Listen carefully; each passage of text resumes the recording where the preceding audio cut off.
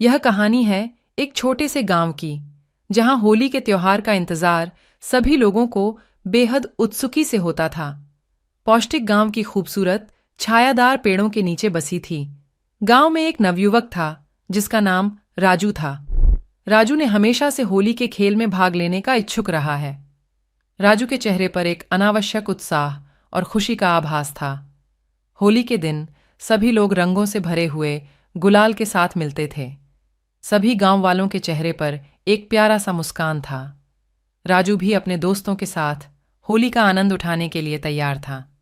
राजू के चेहरे पर एक बेमिसाल उत्साह और मज़ेदारता दिख रही थी। लेकिन एक बड़ी समस्या थी। राजू की माँ ने उन्हें काम के लिए बुलाया था। राजू के चेहरे पर एक व्यथित और चिंतित अंतरात्मा थी।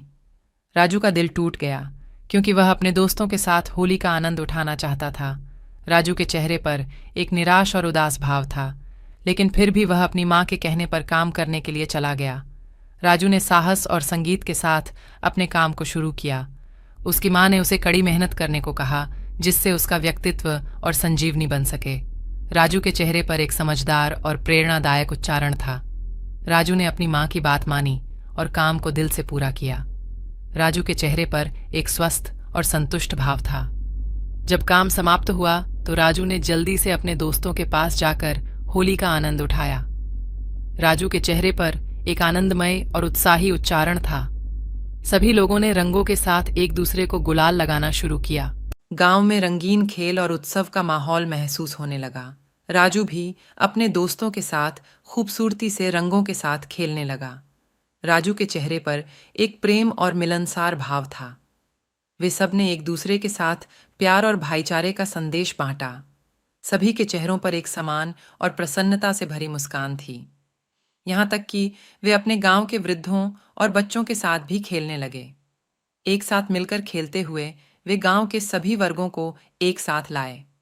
रंगों का खेल इतना मजेदार था कि सभी लोगों ने समय भूल जाने का एहसास नहीं किया। हर कोने से आनंद और मस्ती की आवाजें गूंज रही थीं। इसके बाद सूरज धीरे धीरे अपने गोद में समाने लगा।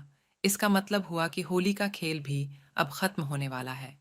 धीरे धीरे होली के खेल की रौनक कम होती गई और सभी लोग वापस अपने घरों की तरफ चले गए। राजू ने अपने दोस्तों के साथ होली का अद्भुत खेल खेला और अपनी माँ की सीख को महसूस किया। राजू के चेहरे पर एक संतोषपूर्ण और प्रफुल्ल भाव था। इस कहानी से हमें यह सीखने को मिलता है कि कभी कभी हमें अपने जीवन में कठिन परिस्थितियों का सामना करना पड़ता है, लेकिन हमें हार नहीं माननी चाहिए और हमेशा प्राथमिकता के अनुसार काम करना चाहिए। इस कहानी के माध्यम से हमें एक उत्साही और प्रेरित भाव दिखाई देता है। इसी तरह राजू ने अपने जीवन में एक नई मील का पत्थर रखा और सफलता की ओर अग्रसर होते हुए अपने सपनों को पूरा किया। राजू के चेहरे पर एक उत्साही और सफलता का संदेश होता है, और ऐसा ही अंत एक कहानी का होना चाहिए जो हर सुनने वाले को आत्मा में प्रेरित करे।